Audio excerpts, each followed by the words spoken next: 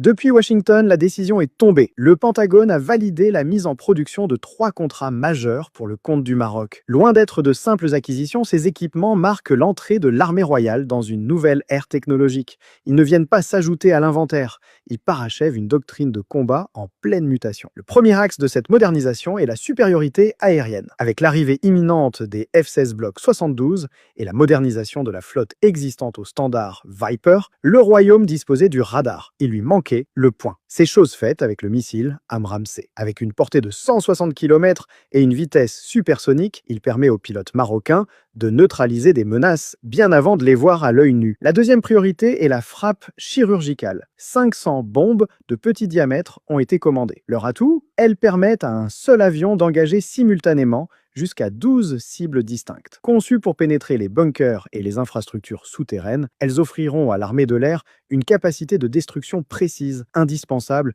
pour neutraliser les défenses adverses sans risquer les appareils. Mais la puissance de feu aérienne ne sert à rien si le sol est vulnérable. C'est tout l'enjeu du troisième contrat. 600 missiles Stinger. Alors que le Maroc s'apprête à réceptionner plus d'1 millier de blindés neufs d'origine américaine, turque et locale, la protection des troupes devient vitale. Ces systèmes portables et mobiles formeront un bouclier de proximité contre les drones et les hélicoptères hostiles. Cette approche met en lumière une vision stratégique intégrée. Le royaume ne construit pas seulement une armée plus forte, il construit un système interarmé équilibré. En combinant des équipements de pointe occidentaux avec une production locale naissante, le Maroc se dote des moyens d'une autonomie de décision complète, capable de répondre à la fois aux menaces conventionnelles et aux nouvelles formes de guerre asymétriques. L'approbation de ces contrats par le Pentagone n'est donc pas une simple formalité administrative, c'est la concrétisation d'une ambition, doter le Maroc d'une défense multiniveau capable de voir loin, de frapper fort et de protéger ses soldats. C'est la garantie d'une stabilité acquise par la technologie